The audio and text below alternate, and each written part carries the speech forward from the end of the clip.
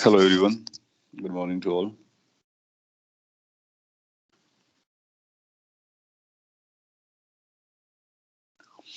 Sound और screen proper होता है बने वेब ऑप्टिक्स अब लर्न कर रहे हो.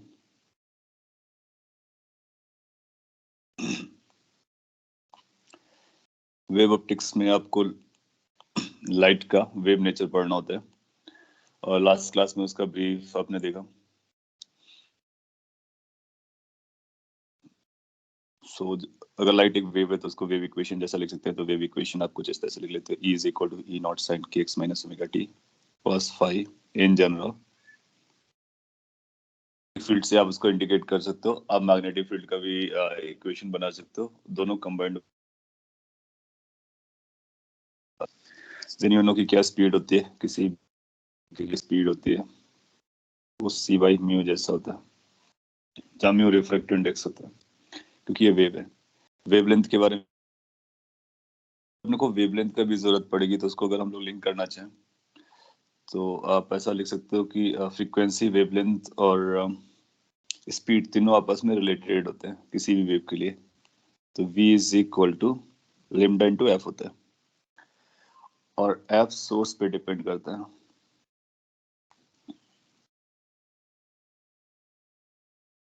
सो एफ की जो वैल्यू होती है वो सोर्स पे डिपेंड करती है.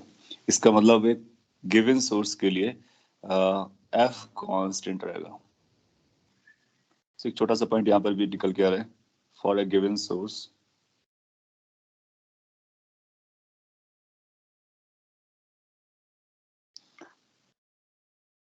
आप ऐसे यूज कर सकते. v1 by v2 is equal to lambda 1 by lambda 2. और आप जानते हो कि जो v1 बाई v2 आएगा वो c और म्यू से रिलेटेड होता है. So this could also be written as μ2 upon μ1.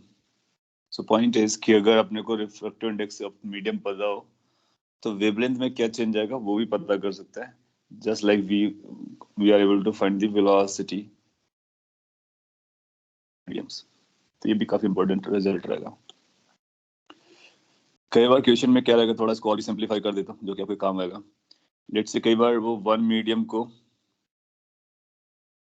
Late जो मीडियम वन है इज एयर. तो मीडियम वन के लिए एयर होगा. वेवलेंथ इसकी लेमडा दी गई है या फिर इसको लेमडा एयर बोल सकते हो. और कोई मीडियम टू है उसका रिफ्रैक्टिव इंडेक्स इज म्यू. तो उसके लिए जो वेवलेंथ आएगी लेट से लेमडा एम बोलते हैं, लेमडा मीडियम. सो अगर हमको मीडियम का इन्फ्लुएंस काउंट करना है तो हम वेवलेंथ के साथ काउंट कर सकते हैं या फिर मीडियम का इन्फ्लुएंस जो काउंट करना है उसको हम के साथ काउंट कर सकते हैं. तो आइदर ऑफ द टू में आप यूज कर सकते हो. इन केस अगर हम लोग ऐसा यूज करते हैं तो अपने को पता चलेगा lambda in air divide by lambda in medium is equal to refractive index of the medium divided by refractive index of the air.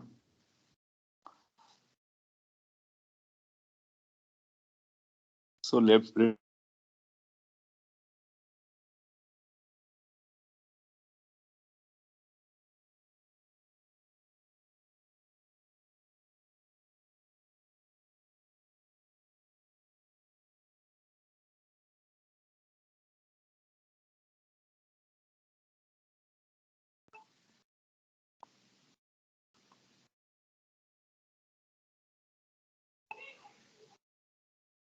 Sound नहीं आ रहा है क्या आपको?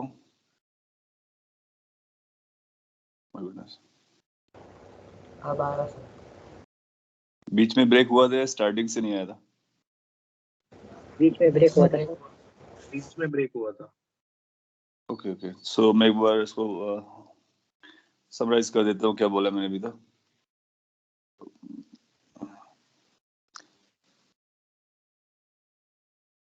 मैं समराइज कर रहा था लास्ट क्लास में आपने क्या पढ़ा या वेव नेचर क्या होता है, इक्वेशन कैसे लिखते हैं, वेव वेलोसिटी कैसे लिखा जाता है और वेवलेंथ पर थोड़ा सा ज्यादा इंपॉर्टेंस लगा दिया यहाँ पर कि इन ये इक्वेशन हम लोग जानते हैं किसी भी वेव के लिए ट्रू होती है, और जो फ्रीक्वेंसी होती है वो सोर्स पर डिपेंड करती है। सो ऐसा होगा कि आपको एक ही सोर्स की लाइट पता होगी, that means light is coming from the same source, so frequency constant हो जाएगी। फ्रीक्वेंसी कांस्टेंट हो गया तो वेवलेंथ का रेशियो वेलोसिटीज के रेशियो के पैरेलल होता है, बराबर होता है, और वेलोसिटी का रेशियो रिफ्रैक्टिव इंडेक्स के रेशियो के इनवर्सली होता है। तो फिर ऐसा बना दिया। फिर एक एग्जांपल बना लिया कि जनरली क्या होगा कि अपने को एयर का वेवलेंथ देगा, मोस्टली वो आपको एयर का वेवलेंथ देगा। तो अगर उसने एयर का वेवलेंथ दिया तो किसी दूसरे मीडियम में कितना वेवलेंथ हो जाता है वो हम कैलकुलेट कर सकते हैं। और मीडियम का जो वेवलेंथ होगा एयर का वेवलेंथ डिवाइडेड बाय म्यू।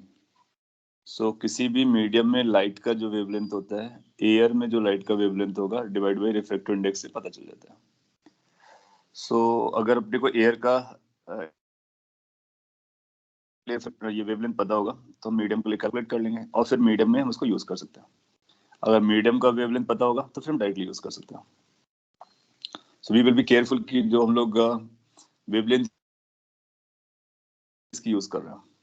कई बार क्वेश्चन में वो बोलेगा नहीं कि इसकी वेवलेंथ है, सिंपली वेवलेंथ देगा, इसका मतलब वो वैक्यूम या फिर एयर में दिया गया है। और अगर ऐसा बोलता है कि वाटर में वेवलेंथ इतना है, इसका मतलब आपको मीडियम का वेवलेंथ पता है। सो वो लैंग्वेज पढ़ने से अपने को समझ में आ जाएगा कि किसका वेवलेंथ पता है और किसको हमको पता करना, बट हम रिलेट कर सकते हैं। ये बताया आपको। इसके बाद हम लोग ये वेव की जनरल बातें थी, फिर वो सुपरपोजिशन आपने देखा, एंड इंटरफेरेंस देखा। इंटरफेरेंस में कंस्ट्रक्टिव डिस्ट्रक्टिव इंटरफेरेंस देखा। बेसिकली इंटेंसिटी निकालने के लिए हम लोग 4I0 cos स्क्वायर 5/2 को यूज कर सकते हैं। ऐसा हम लोग तभी यूज करेंगे जब दोनों सोर्सेस की ब्राइटनेस बराबर होगी, अदरवाइज हम लोग I1 I2 + 2 times I1 I2 cos 5 करते हैं। साथ ही साथ अपने को ये भी पता होता है कि जो फेज डिफरेंस होता है वो 2π/λ इंटू पाथ डिफरेंस के बराबर होता है। डिटेल में लास्ट क्लास में रिवाइज कराया था, अब कर लिया होगा। कंस्ट्रक्टिव डिस्ट्रक्टिव वाले केसेस भी आप जानते हो, उसको रिलेट कर लिया। And then we started with YDSC, Young's double slit experiment. So Young's double slit experiment में हम लोग क्या करते हैं, इंटरफेरेंस को प्रैक्टिकली ऑब्जर्व कर रहे होते हैं।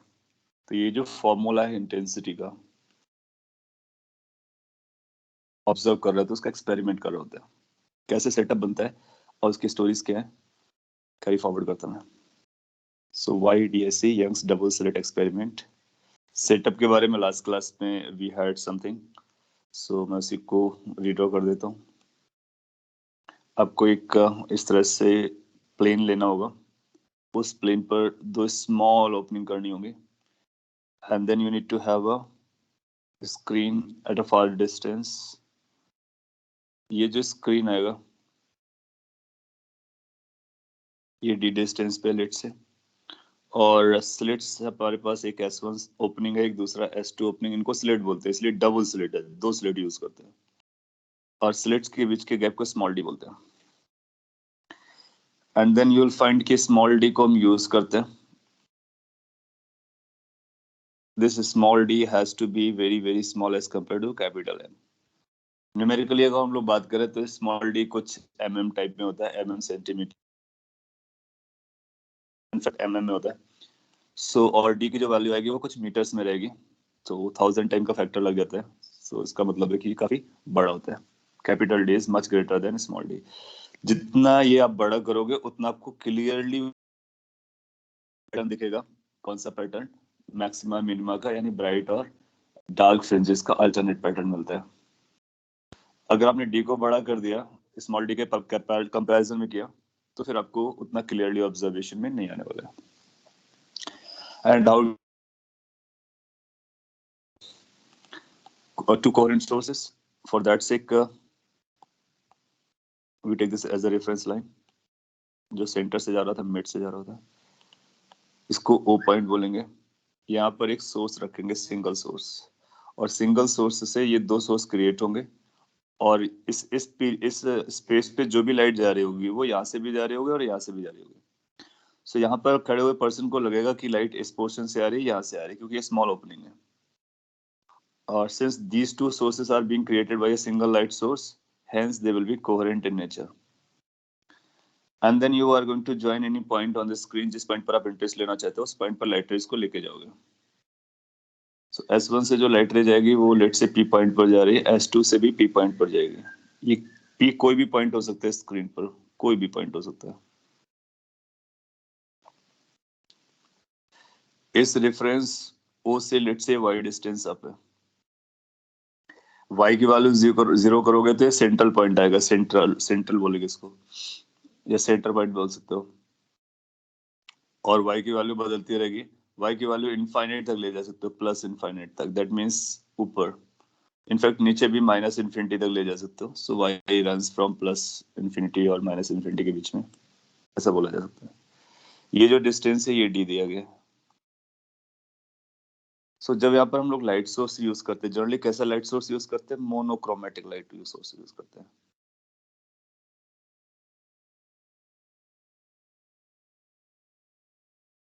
What is the meaning of monochromatic light source?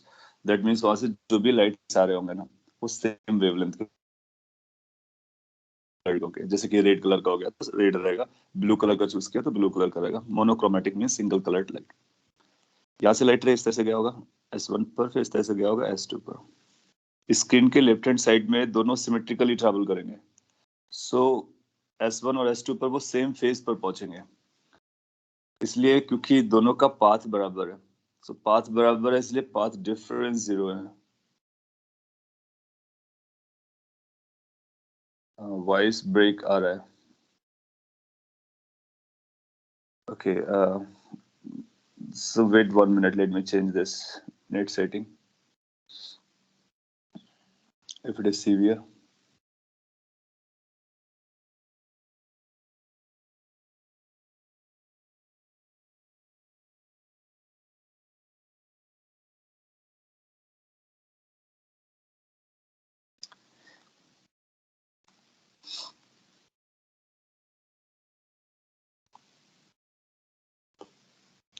Hello, अभी कोई इम्प्रूवमेंट हुआ है?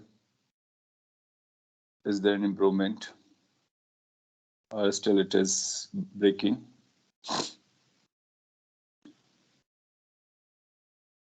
Can you hear?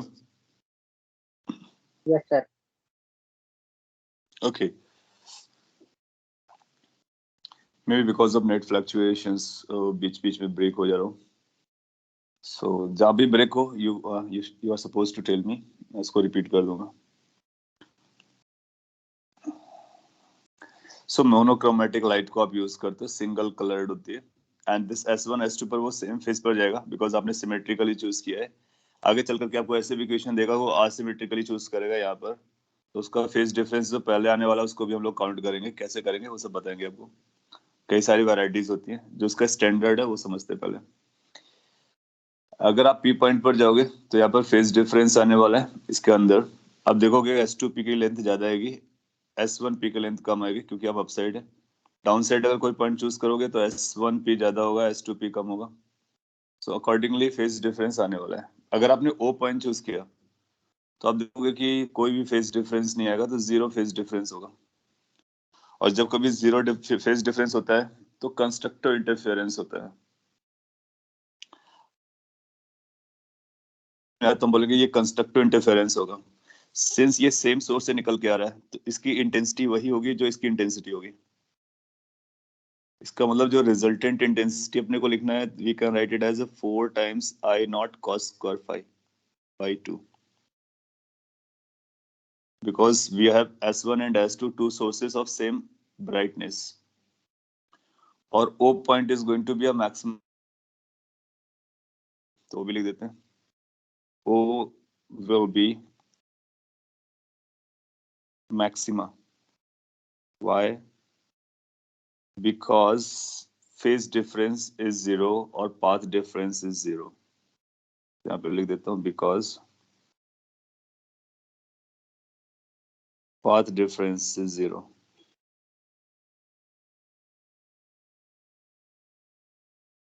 तो अगर आपको पाथ डिफरेंस जीरो मिलेगा तो path difference n lambda type का हो जाएगा, जहाँ लैम्डा n की value, so this will say कि इसको वहां पर इंटेंसिटी आएगी, इस पॉइंट की जो इंटेंसिटी आएगी 4 I नॉट होगी। Intensity at O is 4I0। इसका मतलब ये ब्राइट पॉइंट होगा। तो जहां पर मैक्सिमम इंटेंसिटी होगी उसको हम बोलते हैं। So maxima will be known as bright fringe और minima will be known as dark fringe. So O को बोलेंगे CBF, central bright fringe. So this will be known as central bright fringe.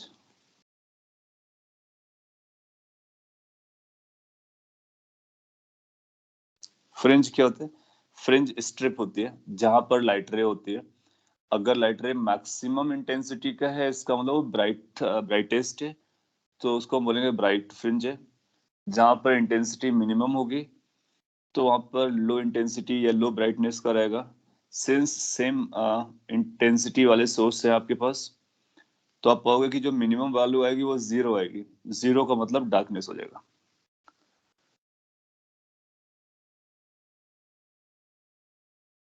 So O point आपका central bright fringe हो गया।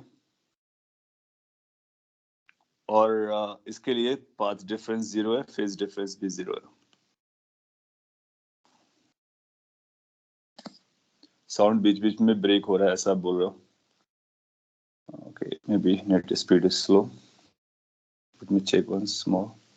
इसको copy कर लीजिए। Setup at least, setup में क्या क्या रिक्वायरमेंट है? डी काफी छोटा होना चाहिए। डी से ये फॉर्मूला हम लोग यूज करेंगे। वाई क्या इंडिकेट कर रहा है, रेफरेंस किसको लिया गया है,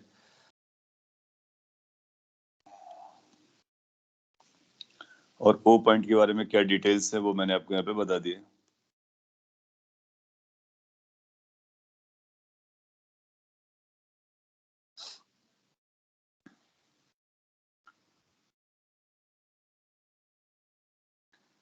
फर्दर मोर, अगर अपने को ओ के बाद पी पॉइंट पे, जनरल पॉइंट पे जाना है तो क्या करना चाहिए? तो अगर किसी जनरल तो इसके लिए हम लोग डेरिवेशन कर सकते हैं। आप चाहो तो इसके मिड पॉइंट से इसको ज्वाइन कर लो and you start measuring this angle. Let's say this angle is theta. So we are measuring angle theta. Theta is angular location of point P. ऐसा बोल सकते हैं कि जो पॉइंट की एंगुलर लोकेशन है, और हमारा एंगल बदलेगा तो हम पी पॉइंट की लोकेशन बता सकते हैं। सो अगर हम वाई के टर्म में ना मेजर करना चाहें तो थीटा के टर्म में मेजर कर सकते हैं। तो यहाँ पे वो टर्म मैं लिखता जाता हूँ। Let theta is angular position of any point P।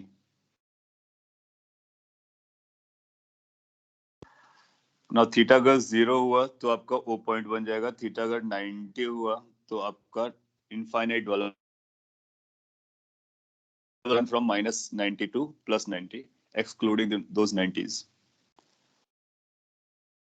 ना सिंस अपने को पता है डी की वैल्यू बहुत बड़ी है और स्मॉल डी की वैल्यू बहुत छोटी है, तो आप पाओगे कि ये थीटा जनरली हमारे लिए स्मॉल जैसा काम करेगा। अगर हम ऑब्जर्व, तो जैसे भी हम लोग जानते हैं लाइट आइडली हमारा ऐसा चलता हुआ नजर आता है अगर बड़ी ओपनिंग्स रखते हैं हम लोग तो। सो इसके ऊपर जाने के बाद कुछ ही हाइट तक जा पाएगा। अगर ये कुछ हाइट तक जाता है तो थीटा इन जनरल हमारा स्मॉल रहने वाला है। वॉइस का सीवियर इशू जा रहा है। ओके, एक बार मैं रिज्वाइन करता हूँ डिस्कनेक्ट करने के बाद, बिकॉज नेट की स्पीड तो प्रॉपर आ रही है, कुछ और इश्यू रहा होगा। So just wait.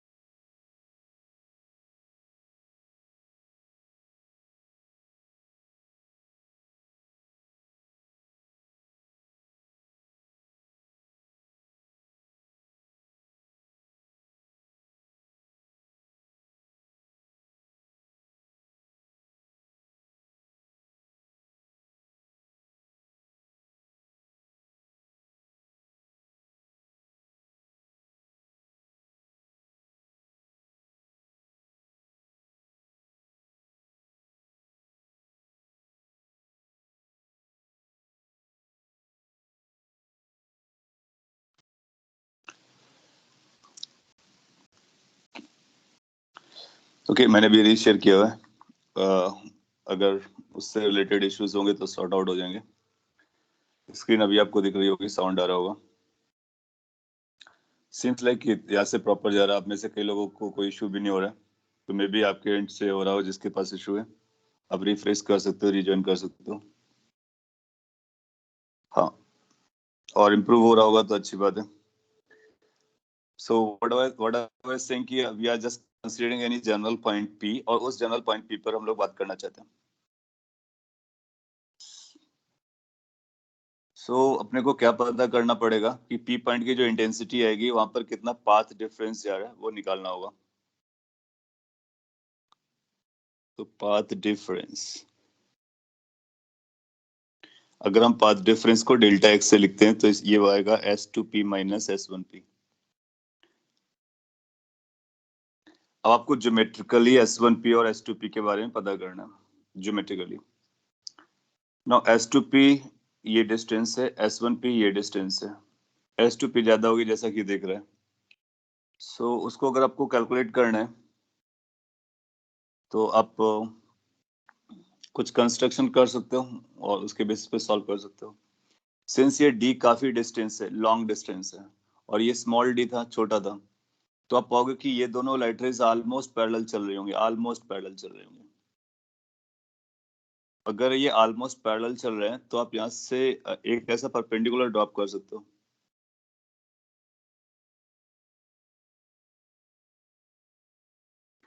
और लेट से ये परपेंडिकुलर आपने ऐसा इंडिकेट किया है। परपेंडिकुलर पॉइंट के बाद ये जो डिस्टेंसेस होंगी वो बराबर हो जाएंगे, और हमको डिफरेंस निकालना है। S2P में से S1P कम करना है।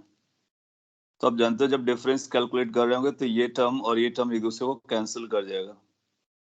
केवल यही टर्म एक्स्ट्रा बचेगा जो यहाँ पे बना हुआ है, और यही हमारे लिए डेल्टा एक्स का काम करेगा। तो जो पाथ डिफरेंस आएगा दैट विल बी, आप चाहो तो इसको एक नाम दे दो ए। तो ए पॉइंट और S2 पॉइंट के बीच का जो गैप है that is going to be the extra distance travelled by light which is going through S2। So पता करना है तो इसको हम लोग ज्योमेट्रिकली से पता कर, ज्योमेट्री को यूज करके पता कर सकते हैं। How, let me draw something.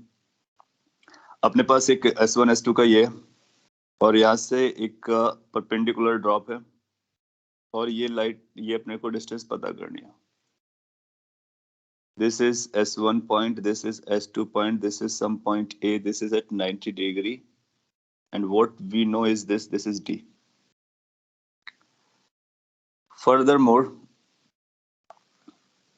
आप देखोगे कि ये जो एंगल है थीटा, सपोज कर लीजिए P पॉइंट को हम लोग नीचे लेकर के आते हैं, तो आप देखोगे कि ये जो परपेंडिकुलर है वो इधर शिफ्ट कर रहा होगा, और जितना थीटा आएगा उतना ही ये इधर शिफ्ट करेगा।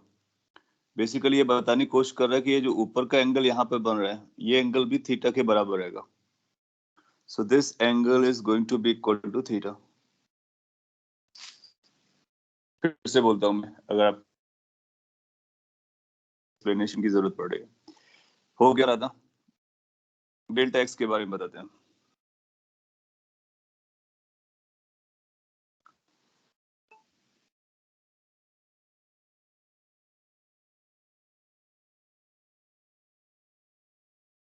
इट्स टू डिस्टर्बिंग, बार बार साउंड आपको। मैं री एक्सप्लेन करता हूँ आपको, उसमें अगर समझ में आता है। सी व्हाट इज हैपनिंग, अपने पास S1 से P जाने का एक लेंथ चाहिए, S1 से P जाने का ये लेंथ। दूसरा लेंथ अपने को क्या चाहिए, S2P। अगर अपने को ये दो लेंथ रिक्वायर्ड है तो फिर पाथ डिफरेंस कैसे जा रहा है, S2P माइनस S1P। मैं बेबी स्टेप्स लेता हूँ, उससे आपको समझेगा।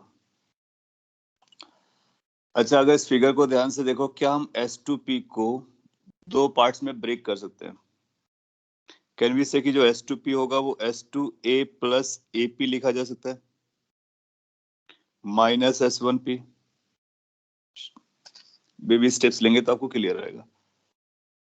फिर क्या हम लोग ये भी बोल सकते हैं कि जो S1P की वैल्यू है वो अप्रोक्सीमेटली इक्वल होने वाली है AP की वैल्यू के बराबर। नाउ यू विल फाइंड कि जो AP डिस्टेंस है एंड दिस S1P डिस्टेंस है ये ऑलमोस्ट आइडेंटिकल होंगे।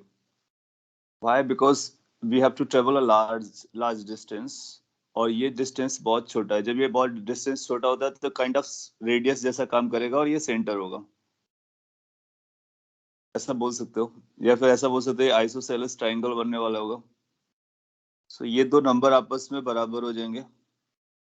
सो इसको और भी सिंप्लीफाई किया जा सकता है। This could be written as S2 into A और ये दो नंबर आपस में कैंसिल आउट हो जाएंगे। उसी को मैंने यहाँ फिगर पे short. Now your purpose is to find out what this is, this S2A is, which is called delta X. समझ में आया या फिर से एक्सप्लेन किया जाए? और यही सर वो S2A अपने को लगेगा।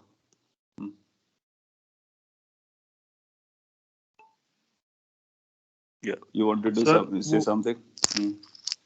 सर वो आपने जो अभी बोला था कि वो थीटा जो like S2 S1 A angle theta है वो कैसे आया वो नहीं समझा। वो समझा देता, थीटा के बारे में समझा देते हैं। अभी आपको डिस्प्लेसमेंट समझ में आया होगा, बहुत अच्छी बात है। Now we can find out theta. Theta के बारे में बात कर लेते हैं। आप देखोगे कि ये जो थीटा बना है ये रेफरेंस लाइन को P से ज्वाइन करने से बना हुआ है। अगर आपसे कोई पूछता है कि अगर ये D वाली लाइन देखो आप, तो D वाली लाइन का और P वाली लाइन के बीच में कितना एंगल जा रहा होगा, ये आपको पता चल जाएगा कि ये 90 माइनस थीटा जा रहा होगा, क्योंकि वो टोटल 90 था, नीचे वाला थीटा था, तो ऊपर वाला 90 माइनस थीटा हो जाएगा। फिर then after what we need to think is कि हम लोग ये समझ रहे हैं कि ये लाइंस ऑलमोस्ट पैरेलल है, ऑलमोस्ट पैरेलल है। तो अगर आप ये ट्रायंगल देखते हो, ये छोटा वाला जो ट्रायंगल बना हुआ है, एक अंदर भी एक छोटा सा ट्रायंगल बन रहा होगा जो half of the distance use कर रहा होगा। सो वो भी अप्रोक्सीमेटली ऐसा दिखेगा आपको, ऐसा। नाउ ये जो डिस्टेंस है ये हाफ ऑफ द डी है, और आपने ये आइडेंटिफाई कर लिया कि ये जो एंगल है रफली 90 डिग्री गिरेगा जाकर के, जैसा कि यहाँ पर 90 डिग्री गिर रहा है। और ये जो एंगल आपने अभी पता किया, this angle came out to be 90 minus theta. ऊपर वाला एंगल कितना गिरेगा जाके? Theta, approximately.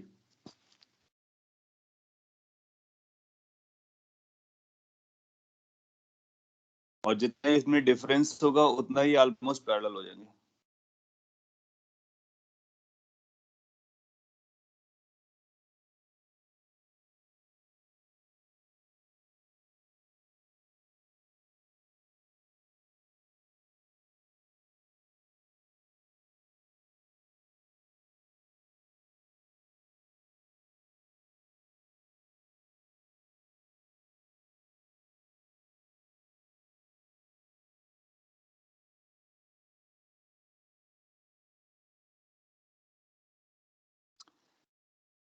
It seems like कि बीच में ब्रेक हुआ है।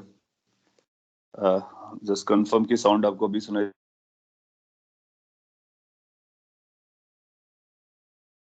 Can you hear as of now? Am I audible? Yes, sir. Okay, theta को मैं री एक्सप्लेन कर दे रहा हूँ।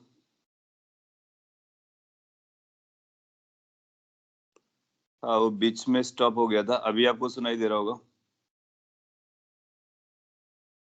ये जो थीटा है, क्या ये थीटा आपको समझ में आ रहा है या फिर से बोला जाए? मैं एक बार फिर से बोलता हूँ, इसको दूसरे तरह से भी, ज्योमेट्री से भी प्रूफ कर लेंगे।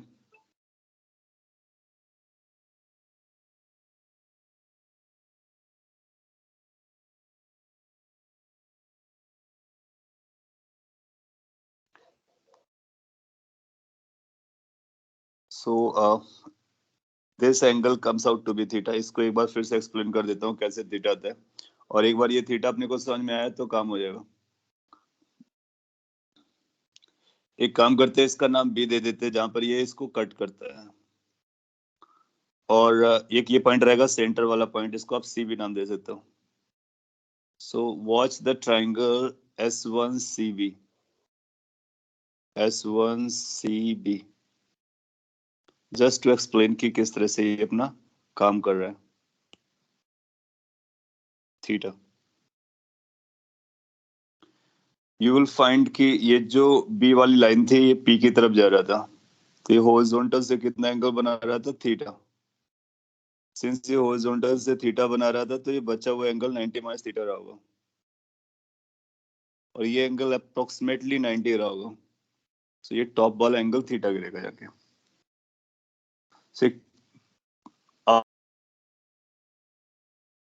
डाउन साइड वाला फुल पूरा ट्रायंगल बनाया हुआ है और दोनों को हम लोग रिलेट कर रहे हैं. गॉट इट, अच्छी बात है. एक बार ये थीटा आपको समझ में आ गया. S1 S2 के बीच का डिस्टेंस d है. So can you think of कि ये S2 A डिस्टेंस कितनी होगी. Now this angle is theta, this angle is 90, this is hypotenuse, then and we need to find the perpendicular. Hypotenuse, perpendicular और angle आपस में sign से link होते हैं, तो d sin थीटा बन जाएगा आपके लिए. बट आपको याद रखना होगा जब आप इसको d sin थीटा लिख रहे हो तो थीटा को बहुत छोटा आपने कंसीडर किया है, मतलब इस कंडीशन को यूज किया है या फिर इस रिलेशन को यूज किया कि small d has to be as small as compare with. So what we got as of now is this, कि जो पाथ डिफरेंस आया उसकी वैल्यू YDSE सेटअप पर d sin थीटा होती है.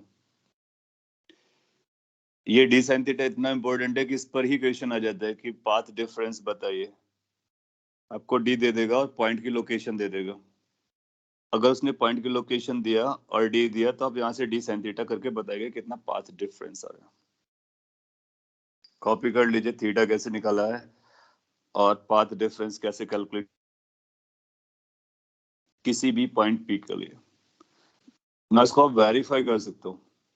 अगर आप O पॉइंट के बारे में बात करते हो तो O पॉइंट के लिए पाथ डिफरेंस कितना होता है हमको पता है, 0 है. उसके लिए थीटा कितना गिरेगा, 0. जैसे आप थीटा को 0 करोगे तो पाथ डिफरेंस 0 हो जाएगा. और थीटा की वैल्यू मैक्सिमम कितनी जा सकती है, 90. सो मैक्सिमम पाथ डिफरेंस कितना आ सकता है, d. कई बार आपसे ये पूछ लेता है कि YDSE में मैक्सिमम पाथ डिफरेंस कितना एग्जिस्ट करेगा, तो डेल्टा x की मैक्स वैल्यू, डेल्टा x की मैक्सिमम वैल्यू जो जा सकती है वो d को टेंड करती है, क्योंकि उस समय थीटा 90 को टेंड कर रहा होता है. इस रिलेशन के अकॉर्डिंग ना, अगर आपको ये डेल्टा एक्स समझता है तो फिर हम इसको इंटेंसिटी में कन्वर्ट कर सकते हैं. क्यों? क्योंकि हमको पता है फेज डिफरेंस और पाथ डिफरेंस में क्या रिलेशन, वहां से फाई पता चलेगा, फाई को यहाँ पे रख देंगे, इंटेंसिटी पता चल जाएगा. सो मैं नेक्स्ट स्लाइड में मूव करता हूँ और अपने को ये पता चला कि जो डेल्टा एक्स आता है path difference, that is going to be d sin theta. Now since we know जो फेज डिफरेंस आएगा वो 2 pi by lambda into path difference आता है. दिस विल इंप्लाई कि फेज डिफरेंस कितना रहेगा किसी भी p पॉइंट के लिए. फेज डिफरेंस की वैल्यू आएगी twice pi by lambda into d sin theta. अब आपको d पता हो, थीटा पता हो, लैम्डा नोन होगा तो हम फेज डिफरेंस बता सकते हैं. एक बार फेज डिफरेंस पता चलेगा तो हम इंटेंसिटी के बारे में बता सकते हैं.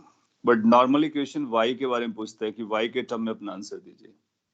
अगर अपने को आंसर y के टर्म में देना होगा तो क्या करेंगे, तो आप ट्राइंगल को ऑब्जर्व कीजिए जो CPO ट्राइंगल है. ये भी एक राइट एंगल ट्राइंगल है और इसके लिए आपको एंगल थीटा नजर आ रहा है. इस पर अगर आप tan थीटा लगाओगे तो y भी यूज हो जाएगा, कैपिटल D भी यूज हो जाएगा. Since from the geometry we can say कि जो tan थीटा की वैल्यू है वो y बाई डी है. दैट विल से बेसिकली कि अगर हमको y की वैल्यू निकालनी हो तो हम d tan थीटा बता सकते हैं.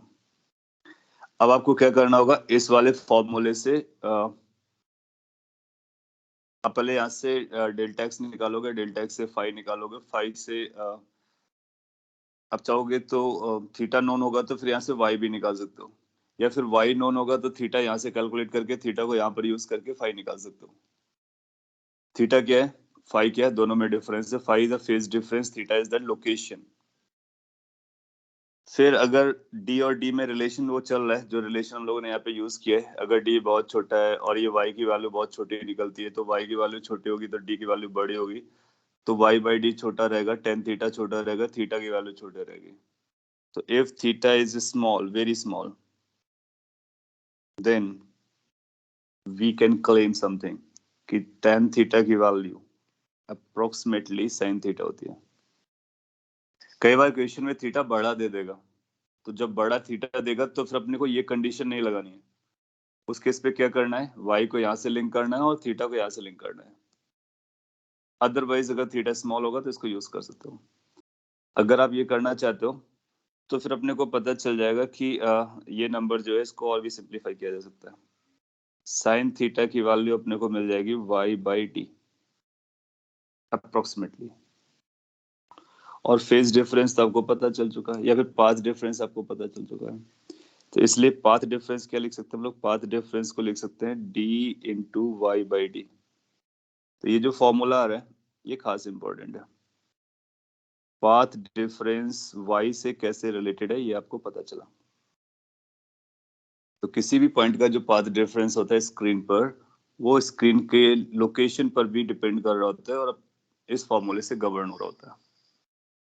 सो इन केस आपके स्मॉल डी पता हो, कैपिटल डी पता हो और वाई पता हो, तो हम डायरेक्टली बता सकते हैं कितना पाथ डिफरेंस आने वाला है using this without going for theta. और आप चाहो तो फेज डिफरेंस भी निकाल सकते हो डायरेक्टली। इस वैल्यू को उठा करके आप रख दीजिए तो फेज डिफरेंस भी आ जाएगा। कॉपी कर लीजिए क्विकली, फिर आगे बढ़ते हैं।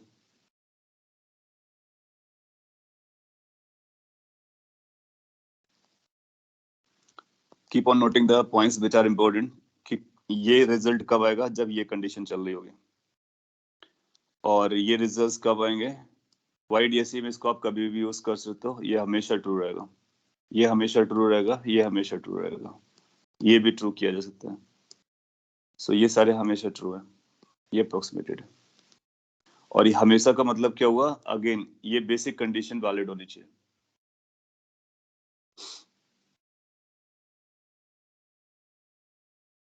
नाउ अगर आप स्क्रीन पर देखना चाहते हो कि कहां पर ब्राइट पॉइंट्स आएंगे, लेट्स हमारा इंटरेस्ट चल रहा है कि कौन कौन से पॉइंट्स, कौन कौन सी लोकेशन ब्राइटेस्ट होंगे या ब्राइट होंगे, तो उनको पता करने के लिए हम बोलेंगे कहां पर कंस्ट्रक्टिव इंटरफेरेंस हो रहा होगा।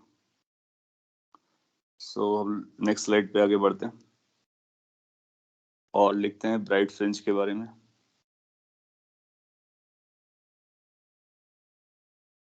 Location of bright fringes,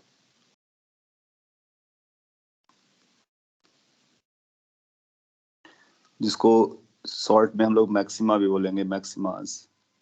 so maximas की लोकेशंस कहां पर होने वाली हैं, we are going to focus on that first. So screen पर कहां कहां पर मैक्सिमा मिलेगा, मैक्सिमा या ब्राइट फ्रिंज तभी मिलेगा जब कंस्ट्रक्टिव इंटरफेरेंस होगा। So it will require constructive interference.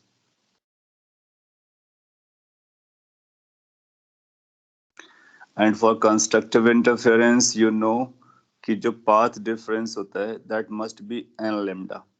We have already proved it कि constructive interference requires path difference as n lambda. Settled path difference. तो जब ये path difference की वैल्यू n lambda हो जाएगी तो फिर हमको मैक्सिमा मिलने वाला है, ब्राइट फ्रिंज मिलने वाली है।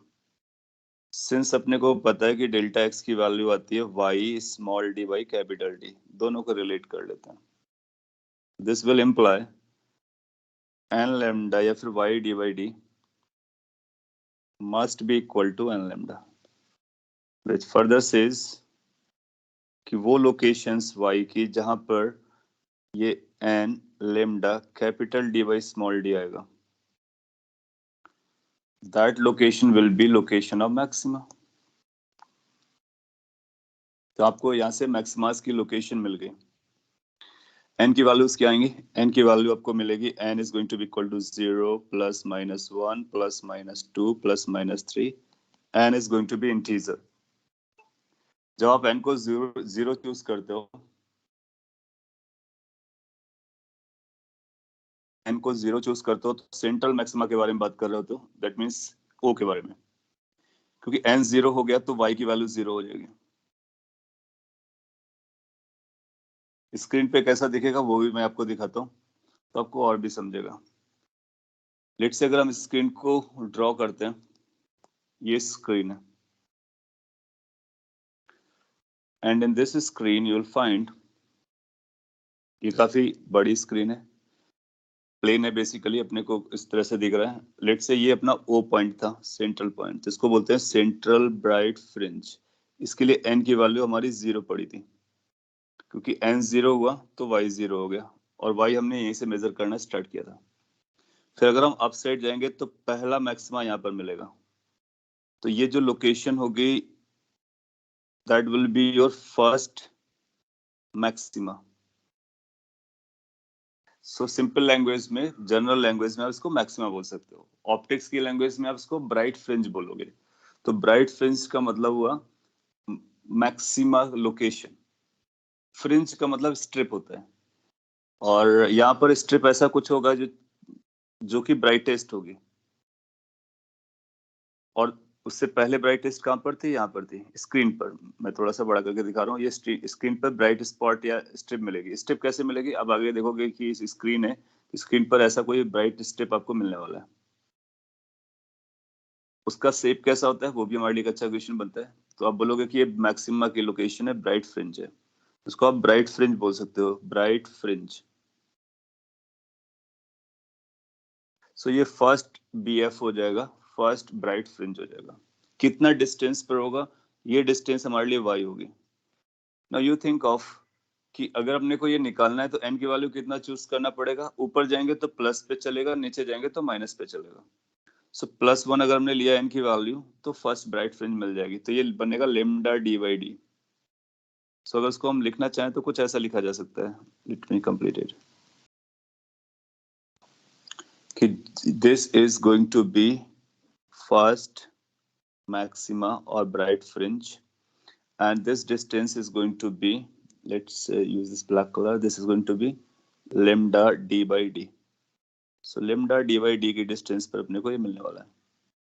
what about the second bright fringe, तो n को आप 2 रखोगे तो ये बन जाएगा second bright fringe और maxima। सिंस ये सेकेंड मैक्सिमा है तो n की वैल्यू 2 चूज कीजिए, तो आपको ये जो डिस्टेंस मिलेगी O से, ये distance you will find it will be twice lambda d/d। now अगर कोई आपसे पूछता है ये डिस्टेंस निकालिए, तो कैन वी से कि ये इक्वल होगी जितना पहले डिफरेंस गया था। सो अगर मैं डायरेक्टली ये लिखता हूँ तो यू विल फाइंड कि इसका जो डिस्टेंस आएगा that is going to be lambda d/d।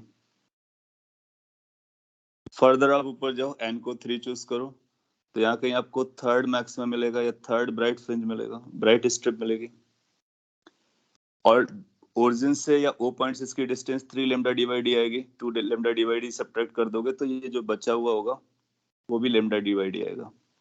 इसका मतलब O पॉइंट से अगर आप lambda d/d डिस्टेंस जाते हो तो जो पॉइंट मिलता है वो ब्राइटेस्ट मिलेगा, फिर lambda d/d जाओगे फिर ब्राइटेस्ट पॉइंट मिलेगा, फिर lambda d/d जाओगे फिर ब्राइटेस्ट मिलेगा।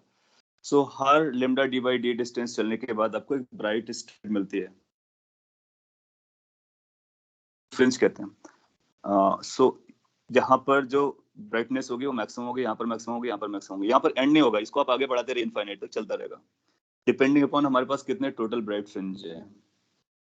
सो आपसे एग्जाम में ऐसा स्टेटमेंट पूछेगा कि जो आपको YDSE पे स्क्रीन पे नजर आता है, फ्रिंजेस, ब्राइट फ्रिंजेस या मैक्सिमास, उनके बीच का डिस्टेंस कैसा रहता है, क्या सभी के बीच का डिस्टेंस कंसेक्यूटिव सेपरेशन बराबर रहता है, या फिर डिक्रीज करता रहता है ऊपर जाने पे, या इंक्रीज करता रहता है, what happens. So you can see कि सभी के बीच का सेपरेशन कितना है, बराबर है, हर दो के बीच का सेपरेशन नियरेस्ट वालों का इक्वल रहता है। नाउ जिस तरह से आपने प्लस किया up side, similarly down side आप माइनस कर सकते हो। सर यस सर ये जो आपने फॉर्मूला लिखा है n लैम्डा d/d वो तो स्मॉल थीटा के लिए है ना, तो फिर इंफिनिटी तक आएगा ये किसके लिए ये फॉर्मूला लिखा है? स्मॉल थीटा के लिए। एक बार फिर से बोलोगे किसके लिए मैंने लिखा ये? स्मॉल थीटा के लिए। हाँ, स्मॉल थीटा के लिए, स्मॉल थीटा के लिए। और स्मॉल थीटा के हिसाब से चलता रहेगा। देखो क्या होगा कि जब आप एक्सपेरिमेंट करोगे ना तो लाइट एक ही हाइट तक जा पाएगी, उससे ज्यादा ऊपर नहीं जाएगी।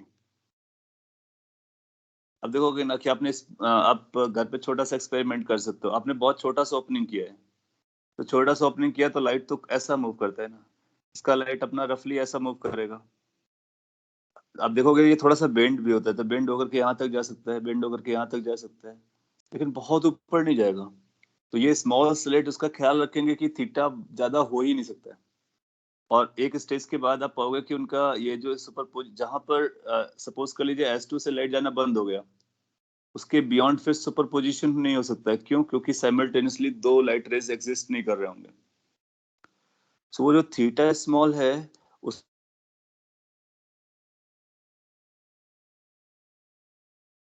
वो पैटर्न जाएगा का कितने लेवल तक जाएगा, वो एक स्टेज के बाद रुक जाएगा।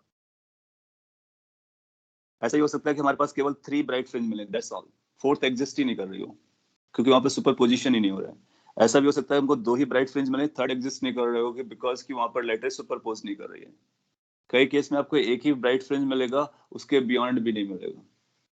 सो ये इट ऑल डिपेंड्स कि हमने ये डीज कैसे लिए हैं, small D and capital D. But समझने के लिए अगर हमने ज्यादा भी लिया होता तो फिर हम ये इनफाइनाइट तक इसको बना सकते हैं, मतलब कि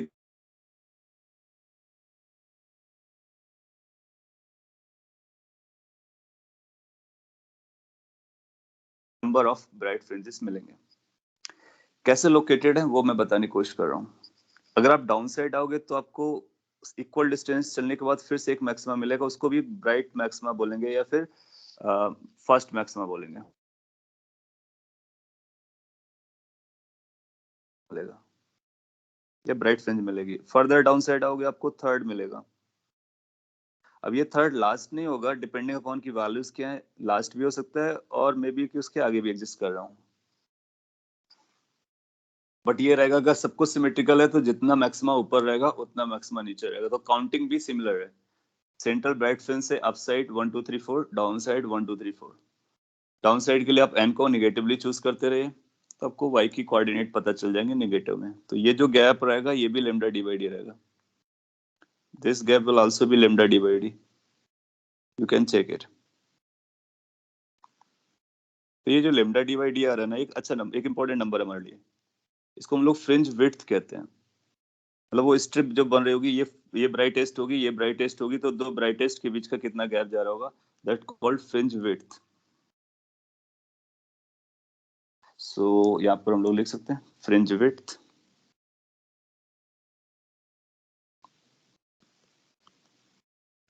कुछ लोग इसको W से लिखते हैं, कुछ लोग इसको बीटा से लिखते हैं, जो भी आप लिखना चाहो वो लिख सकते हो। तो यहाँ पर हम लोग फ्रिंज विड्थ के लिए W वर्ड यूज कर ले रहे हैं। तो fringe width is going to be lambda D by D. कई बार एग्जाम में बहुत सिंपल क्वेश्चन पूछेगा, आपसे बोलेगा कि YDSE में फ्रिंज विड्थ कितना आ रहा है बताइए, बाकी सारी कहानी बताने के बाद आपको उसके लिए क्या जानने की जरूरत है, मोनोक्रोमेटिक जो लाइट आपने यूज किया है उसकी वेवलेंथ पता होनी चाहिए, और स्क्रीन और अपना जो YDSE का सेटअप है वो पता होना चाहिए। हमको फ्रिंज विड्थ पता चल जाएगा। उसके लिए फेज डिफरेंस और इन सब की वैल्यू की जरूरत नहीं पड़ती है। आपने पूछा how to calculate number of maximas, उसके बारे में लोग बात करेंगे, क्वेश्चन पिक करेंगे कि टोटल मैक्सिमा कितने बनेंगे, उनको हम लोग काउंट कर सकते हैं। What we are just focusing on कि लोकेशन क्या होती है मैक्सिमास की, और क्या वो इक्वली स्पेस्ड होते हैं। आप बोलोगे यस। आगे चल करके आपसे ये बोलेगा क्या उनकी ब्राइटनेस भी बराबर होती है, तो आप बोलोगे ब्राइटनेस भी बराबर होती है। सारे मैक्सिमास इक्वल ब्राइटनेस के होंगे। ऐसा नहीं होगा कि सेंटर वाला आपको ज्यादा ब्राइटनेस का नजर आए, फर्स्ट का कम ब्राइटनेस हो, थर्ड का और कम हो, क्योंकि ब्राइटनेस इक्वल रहती है। तो वही पॉइंट मैं मेंशन कर देता हूँ, 2-3 बार एग्जाम में ये स्टेटमेंट डाल दिया है उसने। So all maximas are of equal brightness, all maximas are of equal brightness.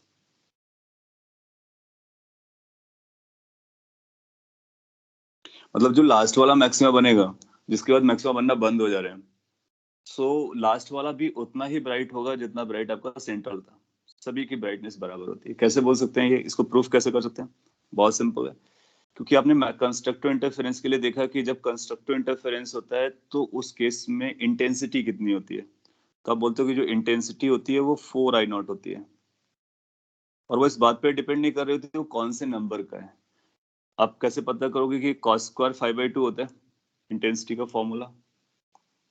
तो जब भी cos स्क्वायर की वैल्यू 1 हो गई तब हर टाइम पर ये 4I0 बनेगा, हर टाइम पर 4I0 बनेगा, चाहे वो cos स्क्वायर 5/2 की वैल्यू 5 को 0 लेने से बना हो या 5 की कोई और वैल्यू लेने से बना हो, उससे फर्क नहीं पड़ता है।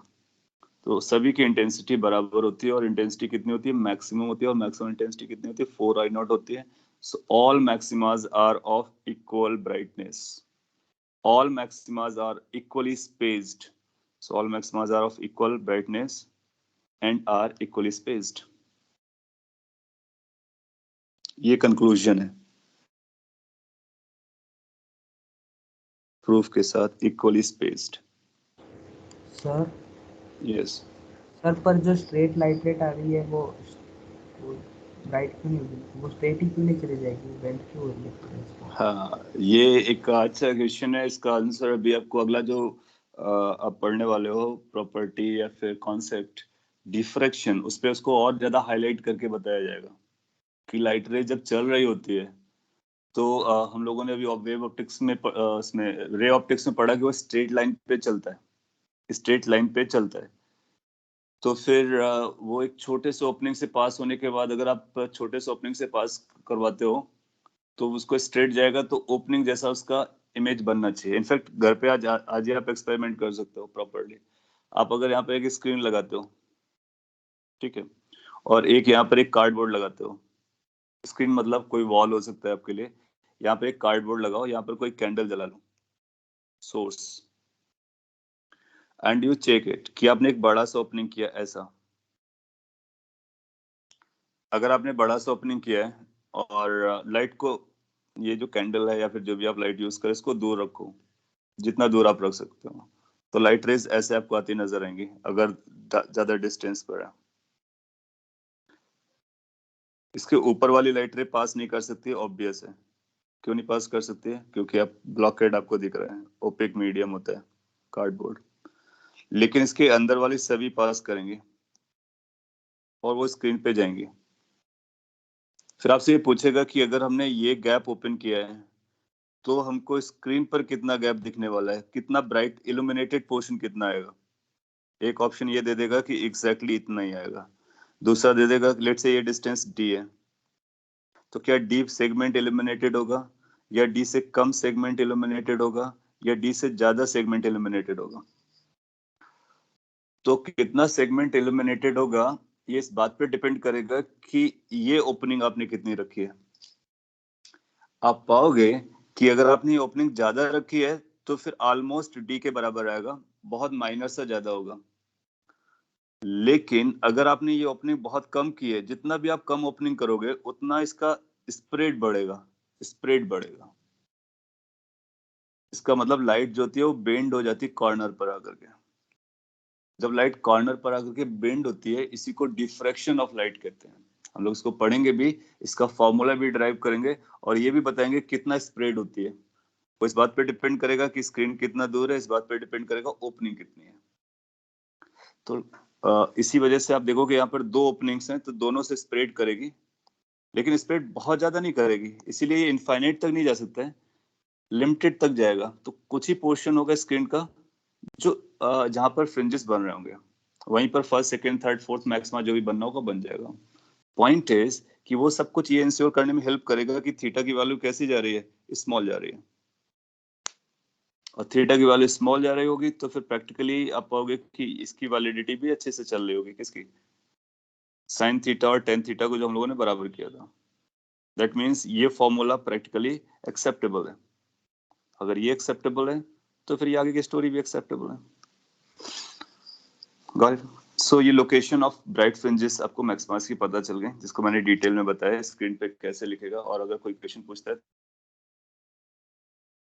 तो इक्वली स्पेस्ड होता है, उनके बीच की स्पेसिंग बराबर होती है, साथ ही साथ उनकी ब्राइटनेस इक्वल होती है, अल्टरनेटिव वाला वर्ड आ गया। अभी मैक्सिमा की लोकेशन देखिए, जब आप मिनिमास की लोकेशन देखोगे तो मिनिमास की लोकेशन एग्जैक्टली इनके बीच में मिलेगी। तो हर दो मैक्सिमा के एग्जैक्टली बीच में आपको मिनिमा मिलेगा। और मिनिमा का मतलब जीरो ब्राइटनेस का मतलब डार्कनेस। तो आपको पैटर्न कुछ ऐसा मिलेगा, maximum brightness is decreasing to 0, then increasing to maximum, then decreasing to 0, increasing to maximum, decreasing to 0, increasing to maximum। इस तरह से अल्टरनेटिवली चलता रहता है। और आपसे कोई भी नंबर का पूछ लेगा, जैसे आपसे पूछ लेगा थर्ड मैक्सिमा की लोकेशन बताइए, सिक्स्थ मैक्सिमा की लोकेशन बताइए, फोर्थ मिनिमा की लोकेशन बताइए, तो जिसकी भी लोकेशन आपसे पूछेगा आप उसको पता कर लेंगे। जैसे आपसे पूछता है थर्ड मैक्सिमा की लोकेशन बताइए, तो लोकेशन अपने को ओ से पता करना है। थर्ड मैक्सिमा मतलब ये पता करना, दैट मीन्स ये डिस्टेंस पता करनी है। कैसे पता करेंगे? आपको ये फॉर्मूला याद रखना है। एन अगर अपने को पता है तो जो एन है वही मैक्सिमा है, दैट मीन्स ये nth मैक्सिमा की लोकेशन है। थर्ड मैक्सिमा के लिए एन को आप 3 रख दोगे तो 3 लेमडा डी बाई डी के बराबर हो जाएगा। और 3 अप साइड चले जाओ, 3 डाउन साइड आ जाओ, कहीं भी जाओ आपको वो मैक्सिमम मिल जाएगा। सो ये फॉर्मूला आपको डायरेक्टली nth मैक्सिमा की लोकेशन बताता है। सो किसकी लोकेशन है? This is location for nth maxima. Location of nth maxima. n की वैल्यू 1 रख दो तो फर्स्ट मैक्सिमा हो जाएगा, n की वैल्यू 2 रख दो तो सेकंड मैक्सिमा हो जाएगा, n की वैल्यू 3 रखो तो थर्ड मैक्सिमा होगा, 4 रखोगे तो फोर्थ एंड सो फोर्थ चलता रहता है। Got it? सो अगर आपको ये समझ में आ गया, इसको ये इरेज करके लिखता हूं। So this was a location of nth maxima.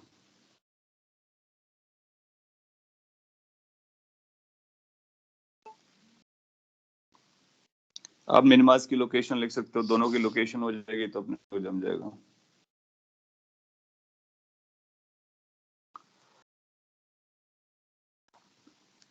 Next slide की आप ये प्रीवियस स्लाइड थी आपकी, और इसके बाद ये स्लाइड, अच्छा इसके बारे में बात करते हैं। इसको हम लोग आगे पढ़ेंगे डिफ्रैक्शन में, अभी मैं इसको इरेज कर दे रहा हूँ। अभी जस्ट YDAC के बाद जो नेक्स्ट आएगा वो अपना डिफ्रैक्शन या इंटरफेरेंस के बाद जो अगला कॉन्सेप्ट है वो डिफ्रैक्शन है। उसमें ये बोला मैंने कि जितना ओपनिंग स्मॉल होगा उतना स्प्रेड ज्यादा होगा। अभी एग्जांपल से भी उसको हम लोग देख लेंगे। मिनिमास की लोकेशन को मैं इंडिकेट कर देता हूँ।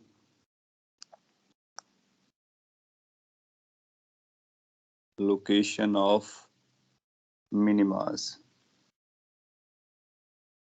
मिनिमास को हम लोग डार्क फ्रिंज भी बोलते हैं, डार्क फ्रिंजेस, और डीएफ कह सकते हो आप शॉर्ट में। बाकी एग्जाम में क्या करेगा, वो फुल फॉर्म में देगा, डार्क फ्रिंज बोलेगा या मिनिमा बोलेगा।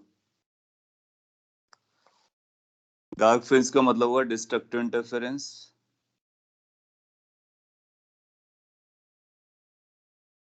और डिस्ट्रक्टिव इंटरफेरेंस का मतलब हुआ इंटेंसिटी 0, क्योंकि आइडेंटिकल सोर्स थे आपके पास। पाथ डिफरेंस कितना लगने वाला है? पाथ डिफरेंस लगता है n प्लस और माइनस हाफ लेमडा, या प्लस माइनस है। तो कई बार लोग माइनस लगाएंगे, कई बार प्लस लगाएंगे, आप अकॉर्डिंगली लगा सकते हो, जो भी आपको सूट करता हो। n की वैल्यू 0 ऑनवर्ड्स चलेगी, +-1 +-2 वही वाला n होगा जो हम लोग जानते हैं। सिंस हम लोगों ने एक फॉर्मूला निकाला है YDAC के लिए कि y की जो वैल्यू होती है वो y की वैल्यू जो हम लोगों ने निकाली थी, या फिर ऐसा बोलो डेल्टा x की वैल्यू जो हम लोगों ने निकाली थी, delta x, y small dy capital D था। तो दोनों से डेल्टा x अपने को पता चल जाएंगे। इक्वेट कर लेते हैं। Once you are going to do once you are going to equate them, you will get like this: 2n plus 1 lambda by 2, आप ऐसा भी लिख सकते हो, twice is yours। So y location यहाँ से अपने को मिल जा रही है क्या? 2n plus 1, that is odd multiple of lambda by 2, that is lambda by 2 into d by d। So this formula will govern the locations of minimas, that means dark points। n की value क्या choose करनी है? n की value 0 रखनी है, +-1 रखना है, +-2 रखना है, +-3 रखना है, डिपेंडिंग अपॉन कि किस लोकेशन पे हम चल रहे हैं।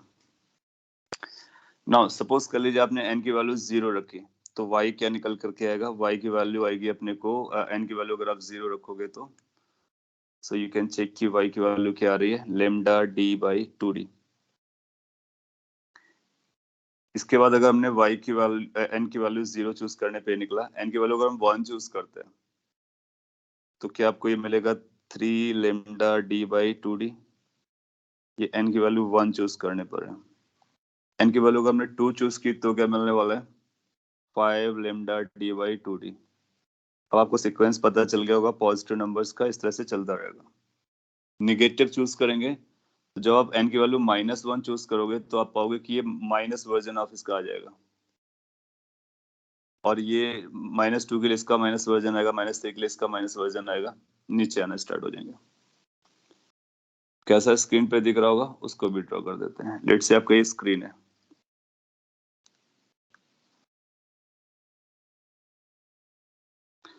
एंड यूल फाइंड कि अगर आपका ये ओरिजिन है जहां से आप रेफरेंस पॉइंट लिया जिसको सेंट्रल ब्राइट फ्रिंज बोलते हैं, फर्स्ट मिनिमा ऊपर मिलेगा और वो n इक्वल टू 0 पर मिल जाएगा अपने को, क्योंकि आप देखोगे कि ये सबसे क्लोजेस्ट होगा। सो यहाँ पर आपको फर्स्ट मिनिमा मिलेगा, मिनिमा और dark fringe. What about this distance, अगर आप इस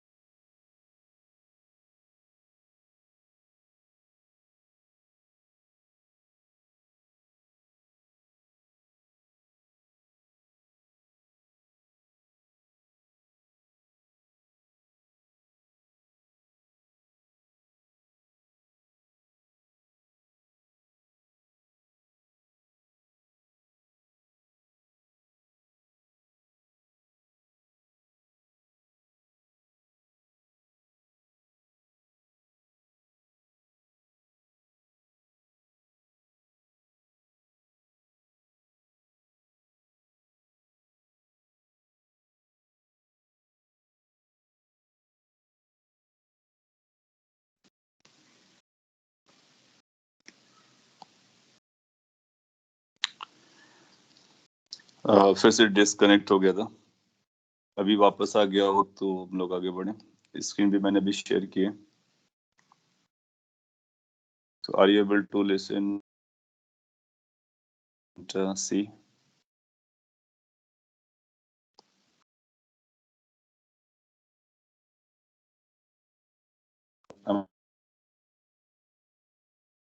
यस, ओके, गुड। सो अगर आपने कुछ मिस किया है तो मैं इसको एक्सप्लेन कर देता हूँ। ये आपके लिए कंडीशन आया था डार्क फ्रिंज के लिए, मिनिमास के लिए। ये n की वजह से लोकेशंस आ रही हैं। आप देखोगे कि ये फर्स्ट या सेकंड मिनिमा की लोकेशन आएगी, वो that will be 3 lambda d by 2d distance. तो अगर आप ये डिस्टेंस मेजर करोगे, ये वाली डिस्टेंस, तो ये डिस्टेंस बनेगी लेमडा d बाई d। इसके बाद अगर आप फर्दर अप साइड जाते हो, थर्ड मिनिमा को देखते हो,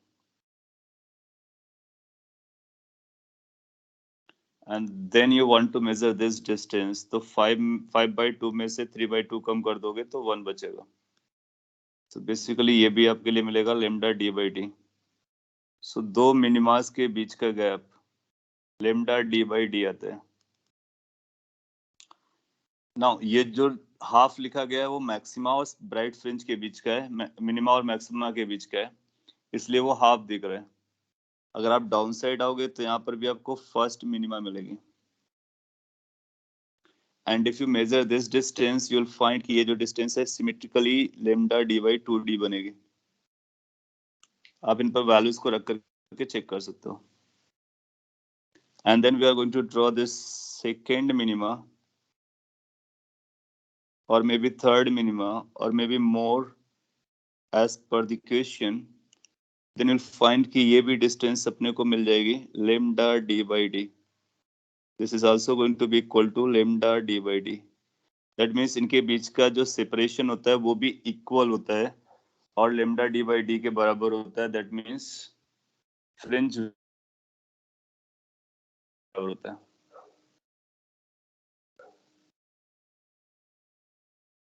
अभी साउंड आ रहा है ना आप लोगों को और स्क्रीन दिख रहा है? सो अगर दिख रहा है तो आप इसको फॉलो कर लीजिए। Gap between two minimas is the same, which is called fringe width. तो fringe width को हम लोग ऐसे डिफाइन कर सकते हैं, fringe width it is the distance or separation between two successive maximas. तो दो successive maximas के बीच के गैप को हम fringe width कहते हैं। ऐसा भी बोल सकते हैं दो successive minimas के बीच के गैप को भी हम लोग fringe width बोलते हैं।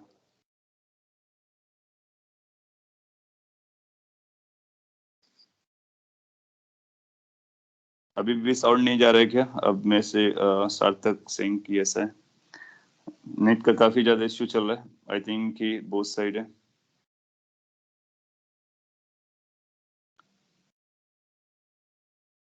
साउंड आ रहा है?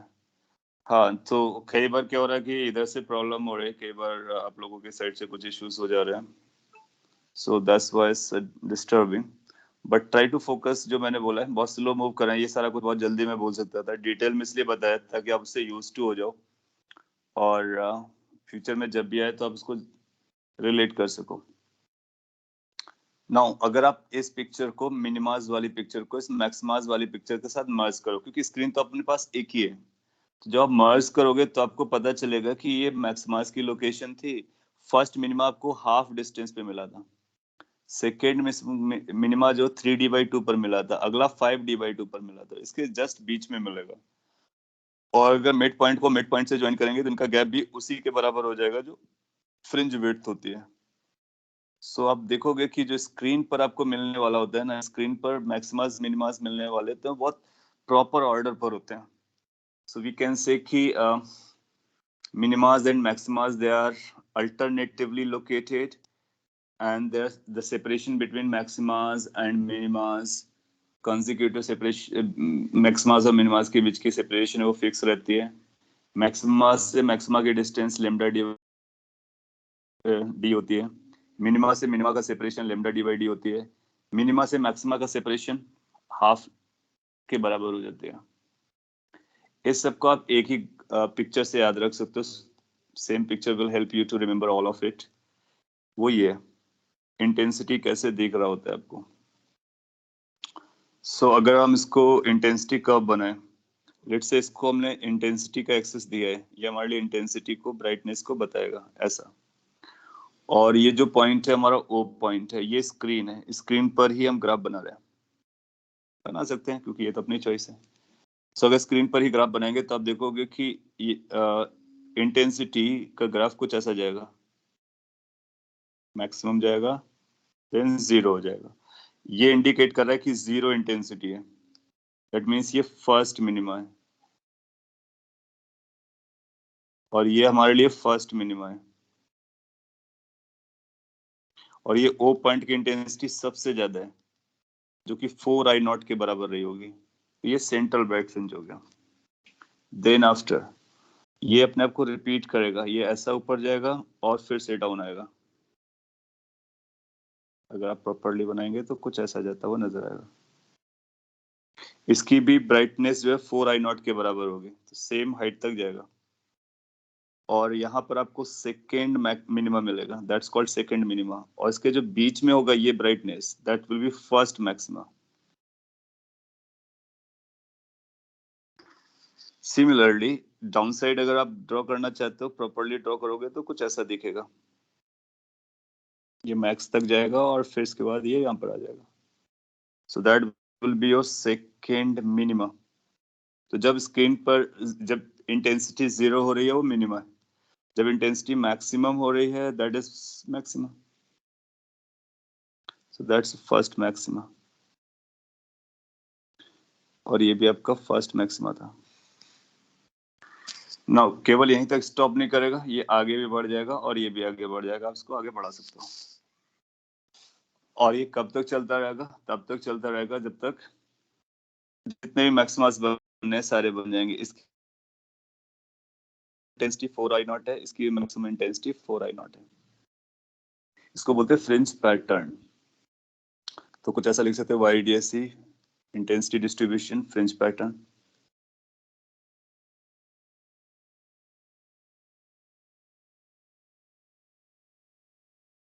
इस पैटर्न के बारे में आपसे रिजल्ट पूछता है। सो वी कैन आइडेंटिफाई कि पैटर्न ब्राइटनेस के मैक्सिमास मिलते हैं, अल्टरनेट उनके बीच का सेपरेशन फिक्स होता है, फ्रिंज विड्थ के बराबर होता है, अल्टरनेटिवली लोकेटेड होते हैं मैक्सिमास एंड मिनिमास, और सेंट्रल पर सेंट्रल ब्राइट फ्रिंज रहता है। इसको सेंट्रल ब्राइट फ्रिंज के नाम से जानते हैं। और उसके बाद जो दोनों तरफ बनता है उनको first maxima, then second maxima, then third maxima, इस ऑर्डर पे चलते हैं। ये ग्राफ देकर क्या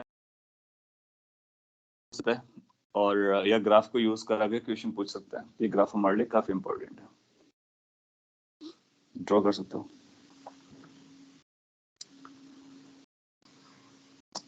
तो ये YDSC का सेटअप, उसके इक्वेशंस और उसके ब्राइटनेस, लोकेशंस, सारे के बारे में पता चल जा रहा है, और आपको y के टर्म में इंफॉर्मेशन मिल जा रही है कि y की वैल्यू क्या होनी चाहिए। एक बार मैक्सिमा मिल गया, मिनिमा मिल गया, तो बीच की इंटेंसिटी भी पूछी जा सकती है। आपसे ऐसा पूछ सकता है कि अगर आ रहा होता तो बताइए उसकी इंटेंसिटी कितनी, ब्राइटनेस कितनी है, तो फिर आपको ये पता करना पड़ता। तो उसके लिए पहले हम लोग y हमको देगा, तो y जैसे ही उसने हमको दिया तो हम कौन सा फॉर्मूला यूज करेंगे, डेल्टा एक्स वाला। डेल्टा एक्स की वैल्यू होती है y/d/d। यहाँ से क्या मिल जाएगा अपने को, डेल्टा एक्स। डेल्टा एक्स से क्या पता कर लेंगे, डेल्टा फाई से क्या पता कर लेंगे, इंटेंसिटी। तो आपको इस पॉइंट का इंटेंसिटी पता चल जाएगा।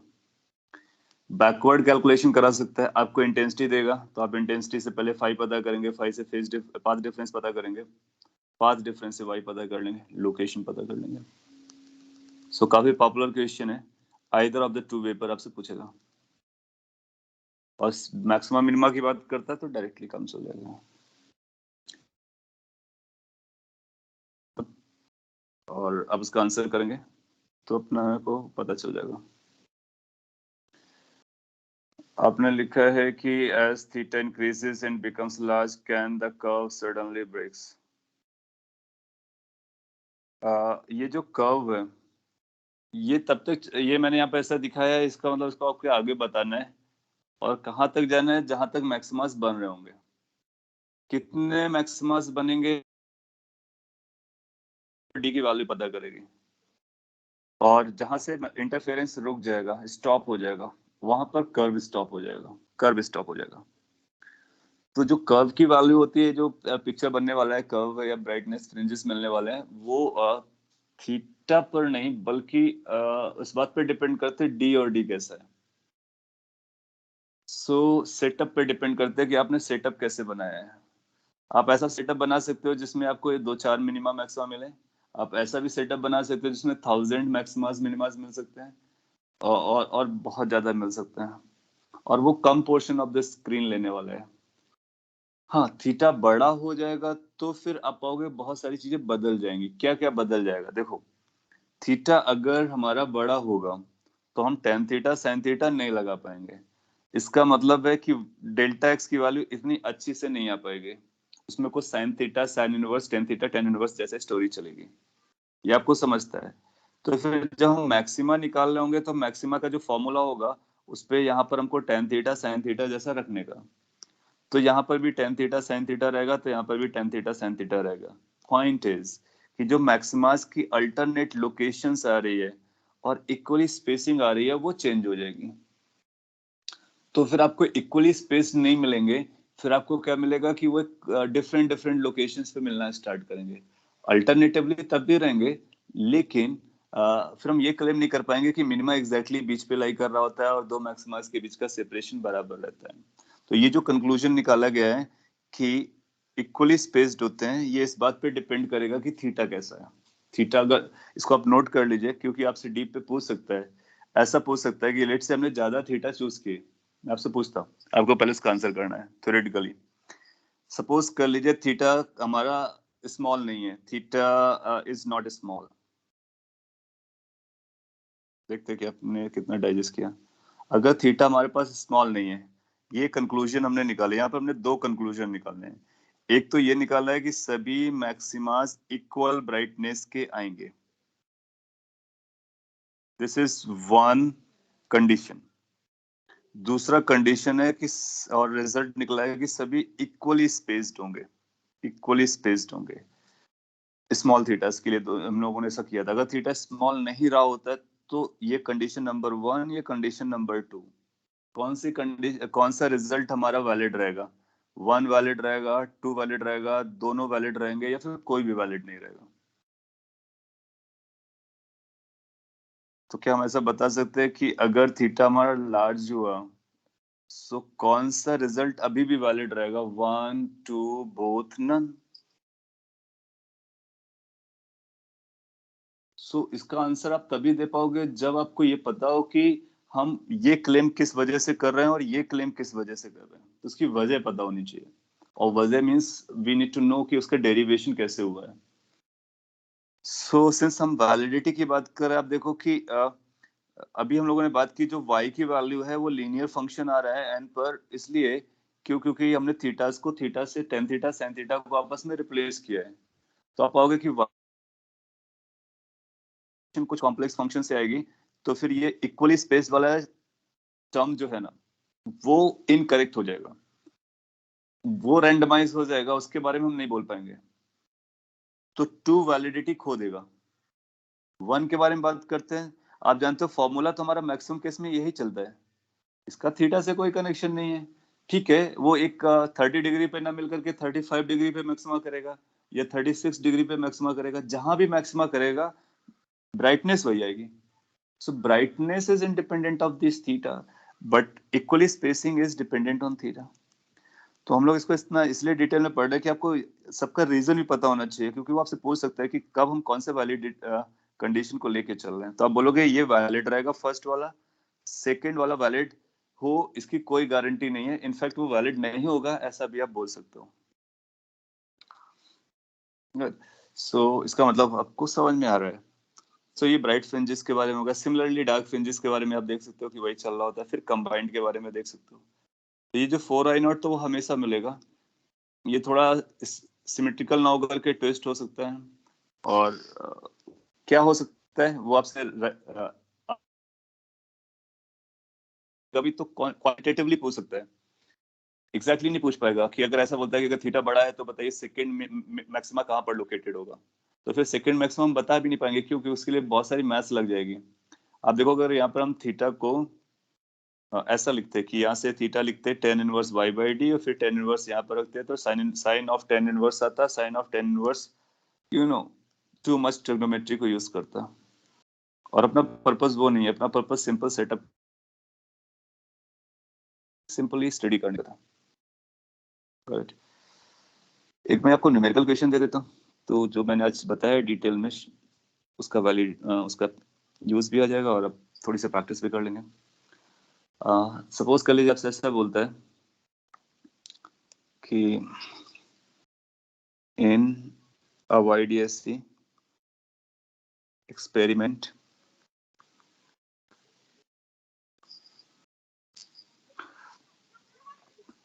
(500 nanometer wavelength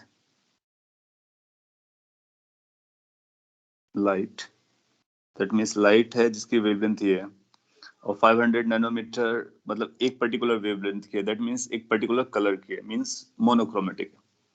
so in a YDSC setup 500 nanometer wavelength light is used. Find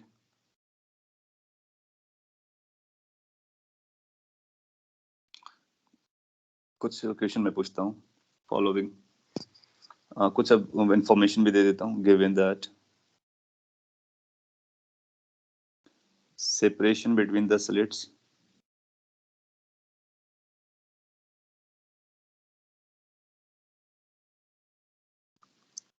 is let's say 1 mm and screen is at a distance 2 meter away from slits plane और slits। पहला question हमारा ये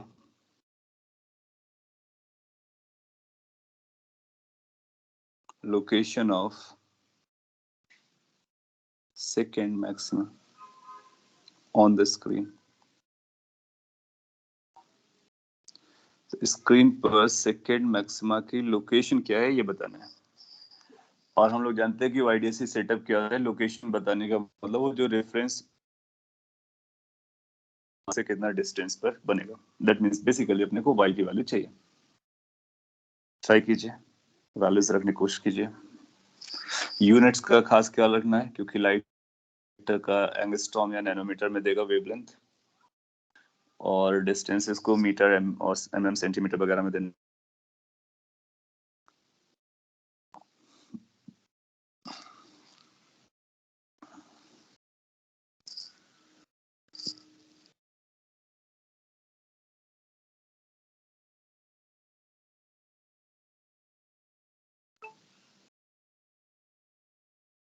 to into 10⁻³ basically 2 mm। okay,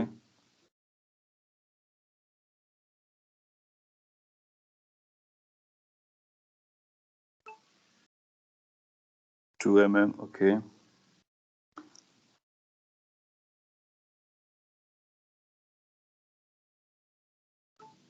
so आप पाओगे कि इसके लिए अपने को बहुत ज्यादा कुछ करने की जरूरत नहीं है। सेकेंड मैक्सिमा पूछ रहे हैं तो आप इस स्क्रीन को यूज कर सकते हो मैक्सिमा की लोकेशन वाला, ब्राइटनेस के बारे में। और ये डायरेक्ट फॉर्मूला आप याद रखोगे, कुछ प्रैक्टिस के बाद तो बता देगा। एन का मतलब nth मैक्सिमा, सेकेंड का मतलब 2 रख दोगे, या फिर यहाँ 0 से लेकर के ये सेकेंड ब्राइट फ्रिंज के बीच की डिस्टेंस देखिए तो 2 टाइम फ्रिंज विड्थ के बराबर आ जाएगी। कैसे भी आप इसको याद रख सकते हो। सो यू शुड से कि लाइक अगर उसकी वाई वैल्यू अपने को पता करना है तो मैक्सिमा के लिए y की वैल्यू होती है n lambda d/d। That's how it is, n lambda d/d। see this। और जहां पर हमने को n कितना लेना है, n की वैल्यू 2 लेनी है क्योंकि सेकेंड की बात की है। अच्छा देखिए, मैक्सिमाज में जो नंबर होता है वही n जा रहा होता है। मिनिमाज में आपको केयरफुल रहना है। मिनिमाज में n इक्वल टू 0 का मतलब 0 मिनिमा नहीं होता है। n इक्वल टू 0 का मतलब फर्स्ट मिनिमा होता है। ये फर्स्ट मिनिमा की लोकेशन है। n इक्वल टू 1 का मतलब सेकेंड मिनिमा की लोकेशन है। और माइनस में लोगे तो अकॉर्डिंगली अलग अलग भी आ सकता है। सो मिनिमाज में लैंग्वेज अलग रहेगी। मतलब उसने अगर थर्ड मिनिमा बोला है तो हम n को 3 नहीं चूज करेंगे। अपने को ये पैटर्न चेक करना, उसके हिसाब से देखना कि थर्ड किसके लिए आ रहा है। वो n की वैल्यू अलग अलग आ सकती है। अगर आपने प्लस लिया तो अलग आएगी, यहाँ पे माइनस लोगे तो फिर से बदल जाएगी। तो प्लस माइनस पे भी डिपेंड करेगा और लोकेशन पे भी डिपेंड करेगा। सो लेकिन लेकिन वाला केस है, उस पर आप डायरेक्ट बोल सकते हो। सिंस यहाँ पे हम लोग मैक्सिमा को डील कर रहे थे तो n2 आ जाएगा, बस हो गया। ना सॉल्व करना था, ये 2 हो गया। वेवलेंथ आपका 500 नैनोमीटर है। आप चाहो तो सारे सबको मीटर्स में लेके आ जाओ। d कितना दिया है, 2 मीटर दिया गया। And this is small d which is 1 mm 10⁻³। ऐसा करने से आप इसमें मीटर पर आ गए। बाद में इसको कन्वर्ट करना जिसमें भी आपको सूट करे, या फिर आप जैसे भी सॉल्व करना चाहते हो आपकी चॉइस है। 500 और 2 मिलकर के 1000 हो जाएगा। 10⁻³ फिर से आ जाएगा, नीचे से 10⁻³ है। सो ये 2 केवल सरवाइव करेगा with 10⁻⁻9 plus 6, so -3 which is basically 2 mm। आप देखो ना कि सेकेंड मिनिमा जो आपको, सेकेंड जो मैक्सिमम मिला है स्क्रीन पर, वो ओ पॉइंट से कितना डिस्टेंस पे मिला है। ओ पॉइंट से आपको 2 mm डिस्टेंस में मिला हुआ है। हम लोग इनफाइनाइट की सोच रहे थे, तो 2 mm नंबर स्क्रीन के बहुत पास है। यहां से लेकर के सेकेंड मैक्सिमम आपको यहां मिलने वाला है, और ये पूरी डिस्टेंस है वो 2 mm है। दैट मीन्स ये बहुत मैग्नीफाइड है, बहुत क्लोज बाय बनते हैं। सो थीटा 0 रहता है, वो प्रैक्टिकली वैलिड रहेगा। 2 mm इज अ ओके। एक और पूछ लेता हूँ छोटा सा, हालांकि मैं बड़ा सा पूछना चाह रहा था बट टाइम आ गया, सो स्मॉल कर देता हूँ उसको। सेकेंड मैक्सिमा आपने निकाल लिया। लेट्स से आपसे पूछता है लोकेशन ऑफ थर्ड मिनिमा। आपने सेकेंड मैक्सिमा निकाला था ना, प्लस माइनस भी लगा सकते हो। प्लस माइनस मतलब ऊपर भी आएगा नीचे भी आएगा, क्योंकि दो होते हैं ना। सो अगर प्लस माइनस ऑप्शन दिया होगा तो आप प्लस माइनस दोनों को पकड़ लेंगे। Plus y means up side, minus y means down side. Similarly minimas के लिए एक अप साइड आएगा, एक डाउन साइड आएगा। कोई भी एक निकालोगे तो बराबर बराबर डिस्टेंस पर हो जाएगा।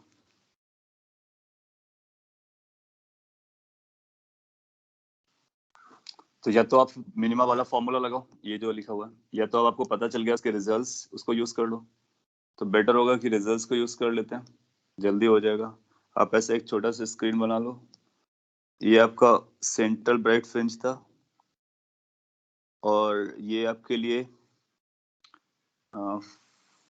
आप जानते हो कि अगर आपको थर्ड मिनिमा जाना है, तो आप कैसे बोल सकते हो, ये फर्स्ट मिनिमा होगा, ये सेकेंड मिनिमा होगा, ये थर्ड मिनिमा होगा। एंड यू नो कि मिनिमा से मिनिमा के बीच का गैप जो होता है वो फ्रिंज विड्थ के बराबर होता है। तो ये आपको 3 लेमडा डी बाई डी तो मिल ही जाएगा, 1 और 2 मिलेगा बेसिकली। सो अब अगर अलग अलग लिख लोगे तब भी चलेगा। ये फ्रिंज विड्थ होगा, ये फ्रिंज विड्थ होगा, लेकिन ये half of the fringe width होगा क्योंकि मिनिमा और मैक्सिमा के बीच का है। डन हो गया। जैसे आपको ये पता चला है तो इसका मतलब इसकी जो लोकेशन आ रही है, क्या आप वैसा ही बोल सकते हो कि y की जो वैल्यू आने वाली है वो 1 + 1 + half, that means 5/2 fringe width के बराबर होगी। फ्रिंज विड्थ का मतलब हुआ लेमडा डी बाई डी। और यहाँ से आप देखो लेमडा डी बाई डी तो आपने कैलकुलेट किया था, बस 2 से मल्टीप्लाई किया था, तो 2 से डिवाइड कर दो, बेसिकली ये 1 mm आ रहा है। सो ये बन जा रहा है आपका 2.5 mm। आंसर हो गया। सो पॉइंट इसके, आपको अगर स्क्रीन याद रहती है, लोकेशन से याद रहती है, फ्रिंज विड्थ को आप वैल्यू कैलकुलेट कर लो। बेटर है कि एक बार फ्रिंज विड्थ को कैलकुलेट कर लो, फिर मैक्सिमा निकाल लो, मिनिमा निकाल लो, कोई भी लोकेशन निकाल सकते हो। 2.5 mm अप साइड जाओगे, 2.5 mm डाउन साइड जाओगे, तो अपने को थर्ड मिनिमा मिलेगा। इसका मतलब हुआ हर 1 mm के गैप के में आपको मैक्सिमास मिलेंगे, हर 1 mm के गैप में आपको मिनिमास मिलेंगे, और उनको आप काउंट कर सकते हो। सो आईडीएससी का जो बेसिक सेटअप है और बेसिक स्टोरी है वो मैंने आपको कहा। थोड़े से डिस्ट्रप्शंस थे आज के लेक्चर में, फिर भी आपको समझ में आना चाहिए। आपको मैं पीडीएफ भेज देता हूँ, you just complete your notes, revise, do some practice. Next class में इसके बहुत सारे वेरिएशंस होते हैं, उनके बारे में मैं बताता कि आगे स्लैब रखते हैं तो क्या फर्क पड़ता है, मीडियम चेंज करते हैं तो क्या फर्क पड़ता है, सोर्स को असिमेट्रिकल रखते हैं तो क्या फर्क पड़ता है, 2-3 स्लिट्स और बीच में इंट्रोड्यूस करते हैं तो क्या फर्क पड़ता है। सो वैरायटी ऑफ क्वेश्चंस होंगे, नंबर ऑफ मैक्सिमास कितने बन सकते हैं, मिनिमास कितने बन सकते हैं, इनका कैलकुलेशन कैसे करते हैं। इन्हीं वैरायटीज में से किसी एक वैरायटी पे क्वेश्चन आपसे पूछेगा। सो आज के लिए इतना ही रखते हैं। कोई डाउट हो तो आप पूछ सकते हो क्विकली।